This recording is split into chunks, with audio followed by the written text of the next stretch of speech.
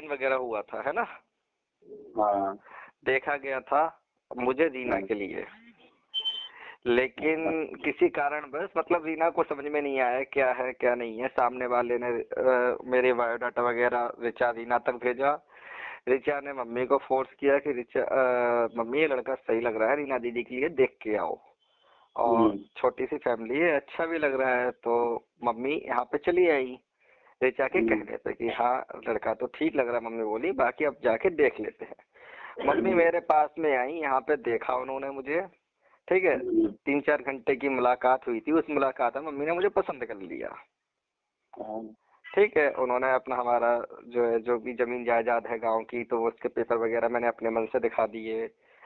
आपने कहा 10-15 बीघा जमीन है, अपना घर का मकान है, सब कुछ दिखा दिया उनको। उनने मन से तसल्ली कर ली, हमारे परिवार पे तसल्ली कर ली और मेरे पे तसल्ली कर ली। इसके बाद में घर गई, वो यहाँ तक कि मुझे अपनी आधी हाँ बता गई कि मेरी तरफ से हाँ है। अब लड़की के ऊपर है, लेकिन वहां पे जाके रीना का मन शायद नहीं बन पा रहा था। देखो हर लड़की को डर लगता है इससे पहले। तो रीना बोली 2-3 घंटे मम्मी ने क्या समझा होगा, अपना क्या नहीं समझा होगा, और इतने दूर है, ऐसा है, लड़कियों की कमी थोड़ी है दिल्ली में। और वो मन नहीं बना पाई रीना ने मना कर दिया। मम्मी ने ये बोला इतना अच्छा लड़का हाथ से जाने नहीं देंगे, और ये है वो है, और काफी रिक्वेस्ट की रीना को मनाने के लिए, कि रीना नहीं मानी। इस बीच में ऋचा ने मतलब ऐसा बोल दिया कि अगर मुझे मिलता है ऐसा लड़का तो मैं तो मना भी नहीं करती, मैं नहीं छोड़ती ऐसा घर। तो मम्मी के दिमाग में भी ये बात आ गई कि चलो साल भर बात करना है, ऐसा करते हैं दोनों का साथ में कर लेते हैं। तो उन्होंने मम्मी ने मुझे रिटर्न कॉल लगाया। मम्मी ने कहा कि भैया अगर आपको ऐतराज ना हो तो हमारी दूसरी वाली लड़की से कर लो आप। और अच्छा, इससे पहले वो रीना की थोड़ी स्टोरी बता के भी गई थी कि हम दूसरी जगह बात चला रहे हैं, लेकिन वो लालचपना है, वहां पे मांग रहे और ऐसा ऐसा है उनका संबंध। हमने सोनू नाम का कोई लड़का था वहां पे देख कर रहे थे। तो हमने कहा चलो, हमें ऐसा लगा एक पल के लिए कि शायद रीना का मन सोनू में भरा हुआ है, तो शायद वो खुल के नहीं बोल पा रही हो। मैंने भी मम्मी को यही बोला, हमने कहा एक काम करो मम्मी, आप रीना का मन लो पहले, हो सकता है वो खुल के ना कह पा रही हो, उसका मन वहीं पे भरा हो कि वो जानकार है और रिश्तेदारी में है आपका। तो मम्मी बोली हाँ ये बात सही है। तो मम्मी ने दोबारा रिपीट वहीं पे रिश्ते की बात फिर से चला दी। अच्छा, इधर हमारा कर दिया रिचार्ज से फिक्स, ठीक है। लॉकडाउन रहा, 2-4 महीने बात चलती रही, खूब अच्छे से हर तरीके से मन भर लिया। मम्मी ने बिल्कुल हमारे अंदर कभी एक बुराई नहीं देखी, कभी भी।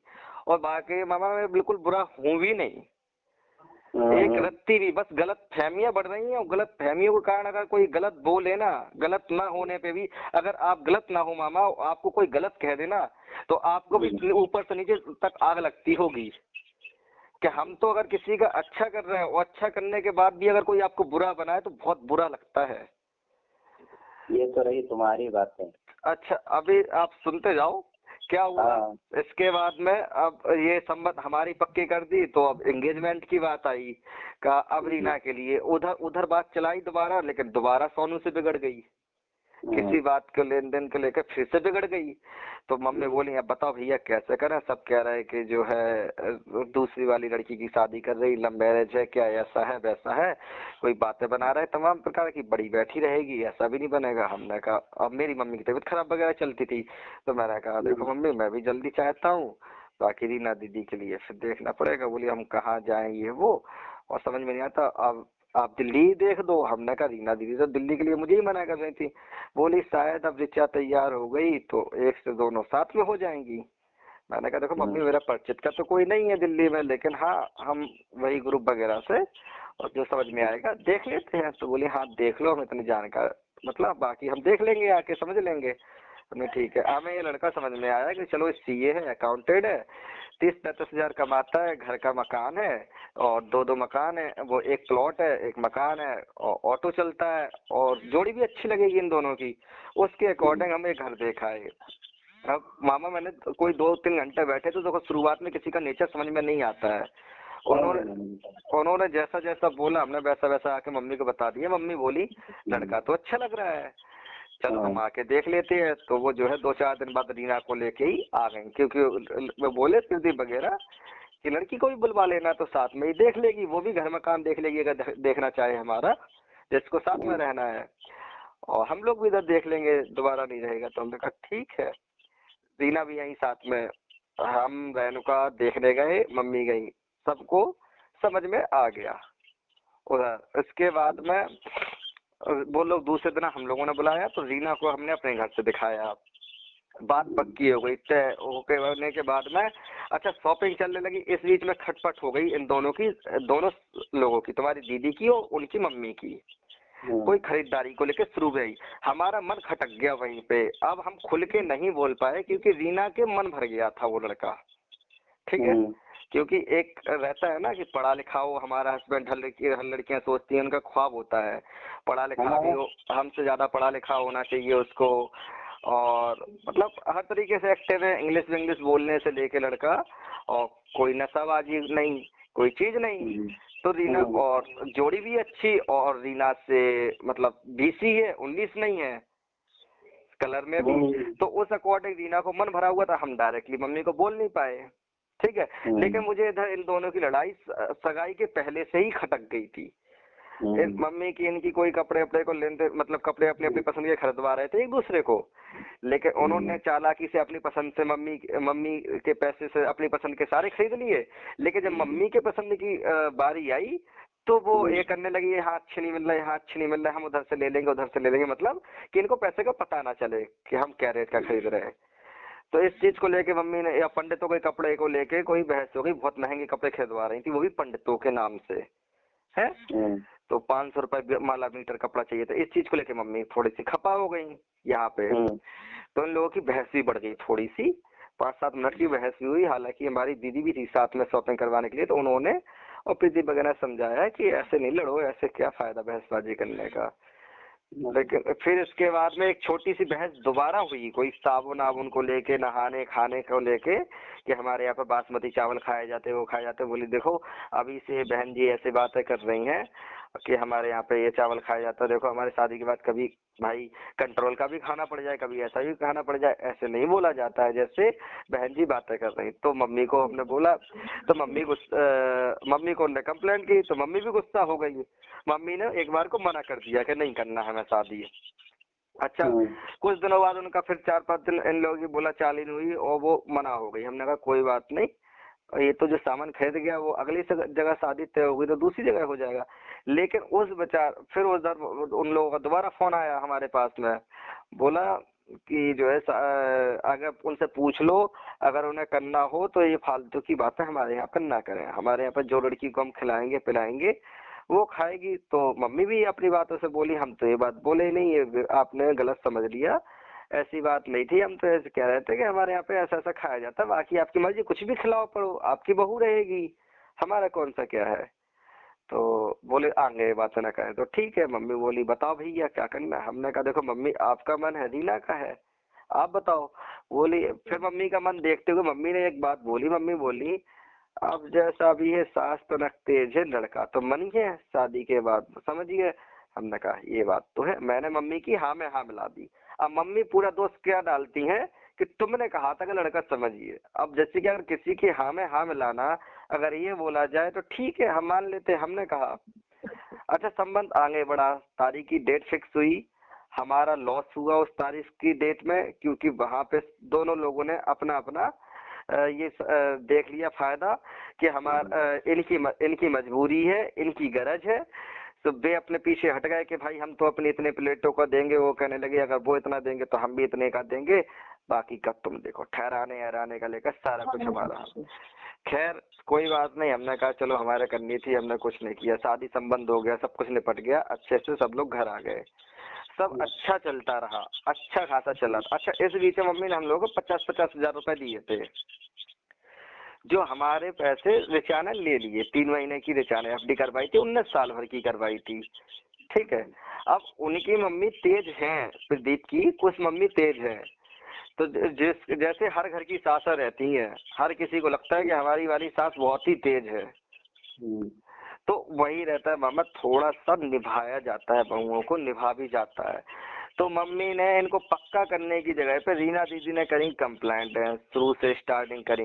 अरे ठीक है, तुम्हें दिल की बात शेयर है, ये रिचा तो बैठी थी बराबरी की, दोनों की शादी हुई, तुम रिचा से हर बात शेयर करती। जब तुम्हें अपनी मम्मी का नेचर पता है कि हमारी मम्मी जरा सी देर में होपलेस हो जाती हूँ, ये भी नहीं देखती सामने वाला भाई लगता रिश्ते में, मामा लगता या दामाद लगता या क्या लगता, जो मुंह में आता वो बोलने लग जाती है गुस्से में, वो नहीं देखती किसी को। तो अब कुछ रिश्ते मामा ऐसे होते हैं ना कि बड़े नाजुक होते हैं, और उन रिश्तों में लोग रिस्पेक्ट ज्यादा चाहते हैं। रिस्पेक्ट छोड़ के कोई अब नीच कमीन और इस टाइप के शब्द सुनेगा तो स्वाभाविक सी बात है, या तो खुन्नस वो अब उस पे नहीं निकाल पाएगा तो वो लड़की पे निकालेगा। समझ रहे ना बात आपको? हाँ समझ रहे, बोलिए, बोलते जो तो मुझे एंड तक लेके जाओ बस। हाँ, तो यही बात है, उनके यहाँ पे छोटी छोटी स्टार्टिंग हो गई। कभी कोई चीज को लेने देने को लेके कि तुम्हारे यहाँ से बर्तन फूटे आए, वो आई आए। तो इसमें क्या रहता है, इसमें दो चीजें रहती मामा, जैसे बायने हो चाहे बर्तन को हो, चाहे लड़की हमेशा अगर दोनों टाइप की निभाने वाली होगी तो बस दो ही बातें बोलेगी। देखो मम्मी, भैया या जो भी बोल रहा है रिश्ते में यहाँ पे, यही बोलेगा अब जो माँ बाप पे था तो दे दिया, अब क्या करें, अगर आपको मांगना था तो पहले बता देते, तय कर लेते।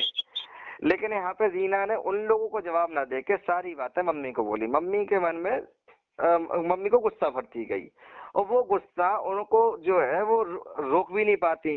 जैसे ही मौका लगा प्रदीप को बोला गया। प्रदीप को मेंटली हरासमेंट बोलते, जैसे वो मेंटली हरासमेंट समझने लगे उसको, कि इनकी मम्मी हर बात को टोकती है। अगर यहाँ पे हम एक बात भी जवान बात भी कर रहे हैं अगर रीना को या कोई तरीकों को, तो रीना अपने ऊपर लेके हर बात वो मम्मी को बता देंगी कि आज यहाँ पे ऐसा हुआ, आज वहां पे ऐसा हुआ। उसी का नतीजा इतना निकला कि मम्मी को बोले और मम्मी तुरंत इनको इधर फोन करे कि तुमने ऐसा क्यों बोला, तुमने वैसा क्यों बोला। और बस उसी की बात है इतनी बढ़ती रही कि इन लोगों के बीच में कभी अच्छी बॉन्डिंग नहीं बन पाई शुरुआत से ही। अच्छा, चलते चलते बात फिर आई कोई उनकी उनकी मम्मी ने भी वही इधर आई। वो एक बार हमारे यहाँ पे जब पहली विदा होनी थी, तो वो अगर गलती से साड़ी छोड़ी आई होगी, बेड पे रखी हुई या ना छोड़ी हो, जो भी रहा हो नहीं पता, तो उनकी मम्मी ने आग लगा दी वहां से फोन करके प्रदीप की कि ये अलमारी ऐसे बिखेर के चली गई है, कच्छा छोड़ गई बेड पे वैसा छोड़ गई।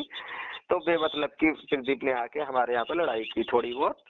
तो उस चीज को लेके मम्मी ने हम लोग बोला भी, सबको उनको डांटा भी हमने, भैया कोई बोला, हमने कहा ऐसे नहीं होता है, जरा जरा सी बात है, गलती सब पे होती है, आज वो बहू है तो ऐसे नहीं करना चाहिए। हमें धीरे धीरे समझ में आती है हमारे यहाँ पे, तो हम लोग तो नहीं टोकते जरा सी बात, बस अगर कोई चीज गलती कर रहे थे एक बार बता देते, अगली बार वो उसमें सुधार हो जाती है। लेकिन बताने का तरीका भी होता है, ऐसा नहीं होता कि किसी के सामने बेइज्जती करो। इसके बाद में खैर ये चली गई, ये लोग वहां उधर पहुंची। होली पे भी कोई फिर थोड़ी सी कोई बातचीत हुई, तो होली पे भी थोड़ी इन लोगों की बहस हुई। तब हमने रीना को समझाया, हमने कहा रीना अगर वो चमारपना वाला काम कर रहे हैं तो तुम्हें चमरपना ही दिखाना है उनके घर में, चुप नहीं रहना है, जैसे के साथ तैसे बनना है। एडवाइस आपने दिया? हाँ, रीना को। लेकिन रीना के कान पे जू नहीं रहेगी, रीना कुछ नहीं बोली क्योंकि बोलना नहीं आया उन्हें, अब बोल नहीं पाती वो ज्यादा। खैर इधर आई, अब रीना ने कभी हम लोगों को शेयर नहीं किया, मम्मी को सब शेयर करती रही, मम्मी मुझे सब बात बताती रही। मुझे भी गुस्सा आती रही कि यार ये बहुत गलत कर रहे हैं लोग, ऐसे है वैसे है, बड़ा बुरा भी लगता था अंदर ही अंदर के मैंने संबंध करवा दिया, बहुत गलत जगह फंस गए हैं।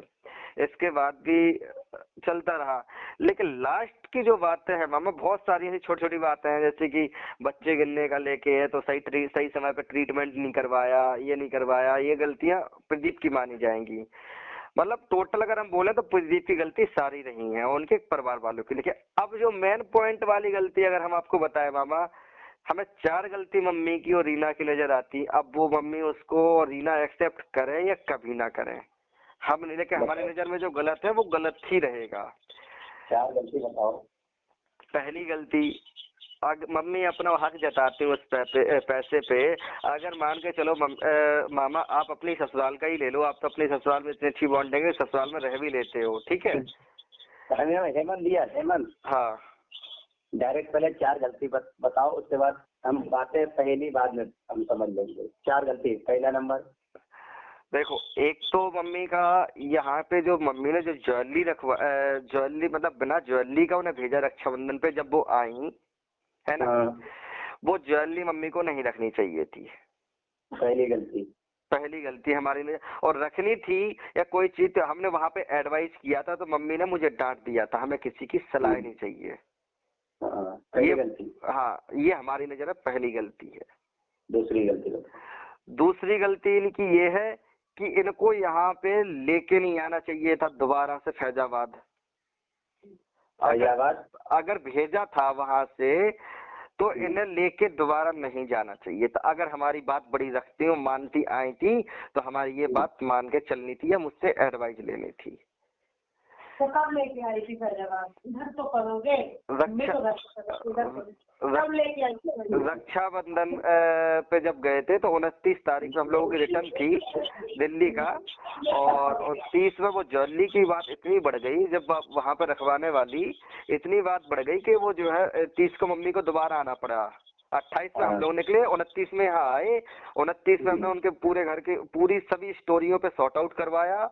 सॉर्ट आउट करवाने के बाद लास्ट आई ज्वेलरी की बात कि ज्वेलरी कहाँ है, जहाँ ले गई थी वो पूरी ज्वेलरी दो। तो उनके जो मायके की थी, मायके की रख लेती एक बार चल जाता, लेकिन उनने ससुराल की 5-6 जो 1-2 अंगूठी थी, 2 जोड़ी कानों के थे या कुछ और भी जो भी हो, तो है अदरवाइज कुछ भी थे वो। हाँ, वो मम्मी ने रखवा लिए वहां पे फैजाबाद में, जो गलत था टोटल। तीसरी गलती? अच्छा, तीसरी गलती उनकी ये रही, जब जैसे कि आपने पैसा मिल गया, आपने दान कर दिया, कोई भी पैसा है आपने बिटियों को दान दे दी, बिटिया तक दान कर दी हैं, ठीक है। बिटिया पे अधिकार आपका तब है जब हम लोग मारपीट करें, दारू पी के अब बिटिया को दुखी रखे, तब आप लोग बोल सकते हो, है ना। बिटिया तक दान कर दी, वैसे तो कहते हैं ना दान करी बच्चिया के कान नहीं होते, तो वो आपके कोई अधिकार नहीं है। लेकिन उसके बावजूद भी वो पैसे वाली बात पे चली, 50,000 रुपए मांग लिए गए तो रीना ने कोई जवाब नहीं दिया, ठीक है। उल्टी जब उन्होंने अपनी अधिकार वाली बात कर दी कि तुम्हारे पे भी चढ़ाए पे वाले पे अधिकार नहीं है, तो उसका रिएक्शन गलत लिया गया और मम्मी ने उनको उल्टा सीधा सुनाया। ये उनकी तीसरी गलती। और चौथी गलती उनकी ये रही कि हर बात पे मम्मी उनको मतलब वही चमरपना, नीचपना और ये सब वाली बातें करती है। कोई भी बात होता है मामा तो वो शांति से भी की जा सकती है, हर बातों के सॉल्यूशन होते हैं, रिश्ते का लिहाज भी रखा जाता है। अगर कोई गाली गलौज करके या तू तड़ाक करके बात करे तो स्वाभाविक सी बात है, आपको करे या किसी को भी करे सबको बुरा लगता है।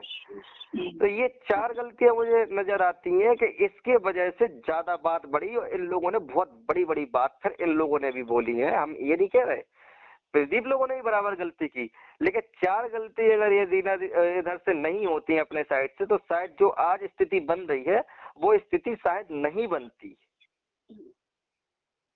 बाकी बातें तो हजारों हैं इस बीच में जिनका हमें और छोड़ हमें खुद आधी बातें याद नहीं है, लेकिन हमें जितनी बातें तुमने मुझे बताई उतनी बातें अगर समझा जाए तो जितनी बातें तुमने बताई मुझे इसमें मुझे 75% गलती मुझे प्रदीप की दिखी, ठीक है।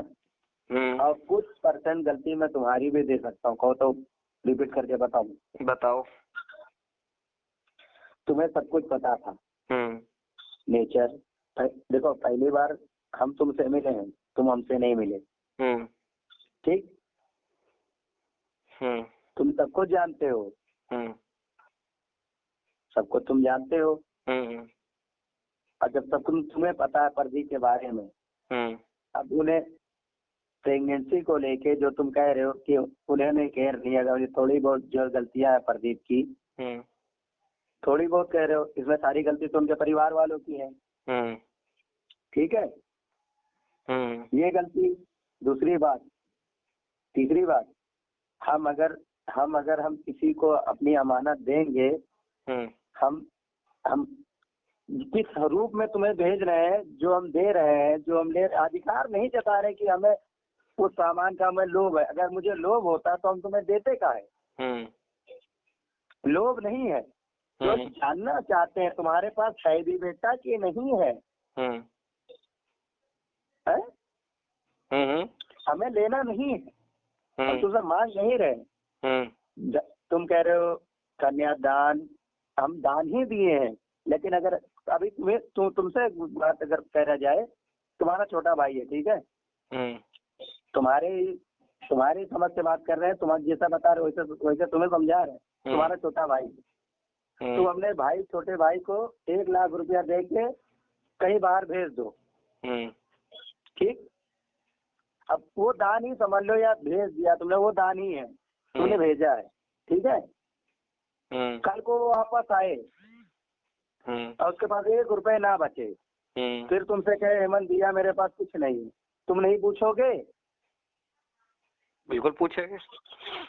तो वही चीज हम पूछ रहे हैं यार, अपने लड़के पूछ रहे हैं, बेटा मैंने तुम्हें जो चीज दिया था वो तुम्हारे पास है कि नहीं? अगर उसने कहा नहीं ये नहीं है, तो उसमें अगर हमने पूछ भी लिया तो हमारी तो दिलवाने वाली बात तो मैं भी, उन्होंने भी तो दे दिया था, वो रहे हैं उनसे, वो बात दे दी थी उन्होंने, जो उनका था भाई उनके पास रखवा दिया। सास रखी थी तो कही चलो बहू रख ले, कोई बात नहीं।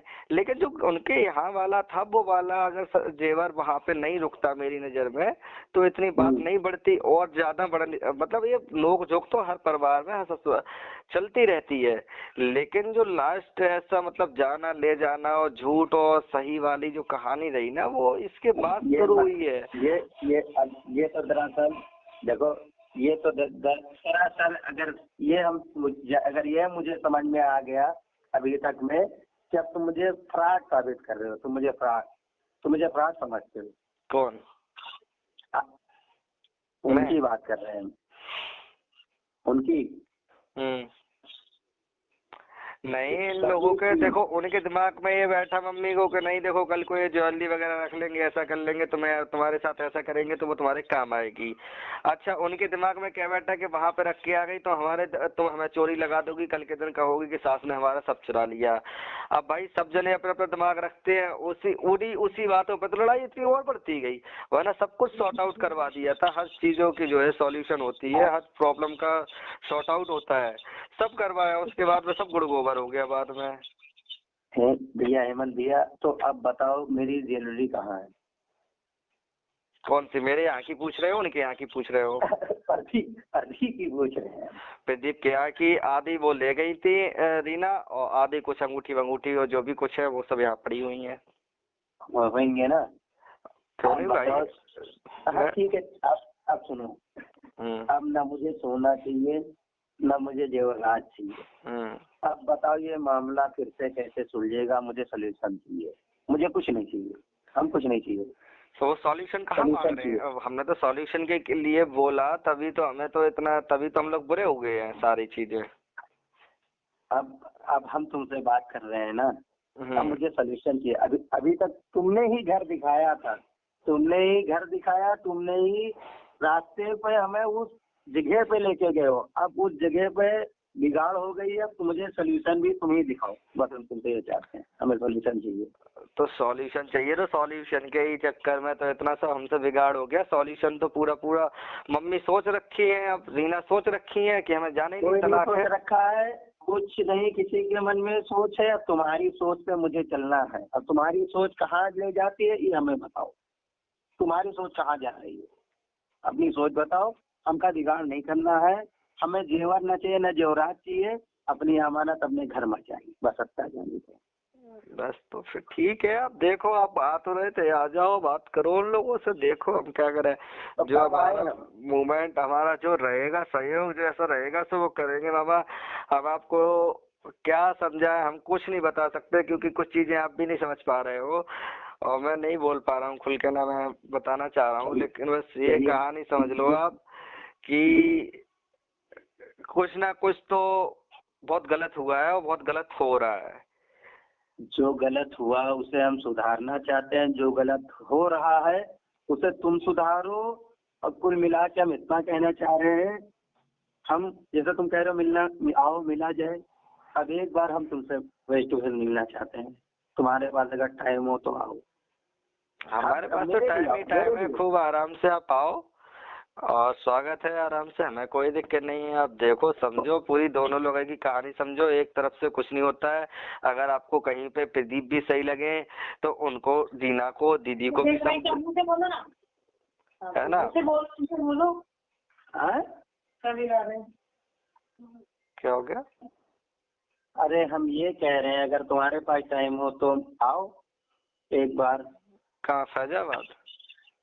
हाँ यही तो है अपना सब कुछ, और कहाँ है। और फैजाबाद तो मेरा भी मामा मुश्किल है, क्योंकि मैं इनके वजह से कहीं पे भी जा नहीं सकता हूँ।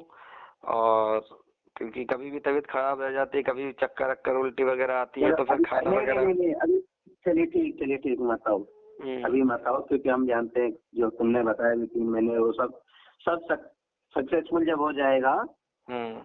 लेकिन अब हमें सोल्यूशन ये दिखाओ, तुम्हारे पास टाइम है, मेरे पास टाइम है, बताओ ये जो जितना खटपट है ये फिर से कैसे लाइन पे आए, ये गाली पटरी पे कैसे आएगी। आप आ जाओ, वही तो मैं कह रहा हूँ। आप एक बार प्रदीप से मिलो डायरेक्टली, उनकी भी सुन लो, उनको आपको जहाँ पे वो गलत लगे उन्हें समझाओ, और जहाँ पे आपको रीना और दीदी की गलती लगे उन लोगों को समझाओ, सब सॉर्ट आउट हो जाएगा। भाई कोई समझदार इंसान ही बीच में आएगा तभी होगा। हमने समझदारी दिखाई तो मामा में ये बनाया गया बीच में कि तुम जो है उनका पक्ष ले रहे हो, जबकि पता दबाया उसको जाता है जिसे हम अपना मानते हैं। हमें लगता है कि शायद ये बात हमारी समझेगा, हमें लगता था कि मम्मी रीना दीदी हमारी बात समझेंगी। लाख प्रदीप सही गलत सही, अगर ये रीना दीदी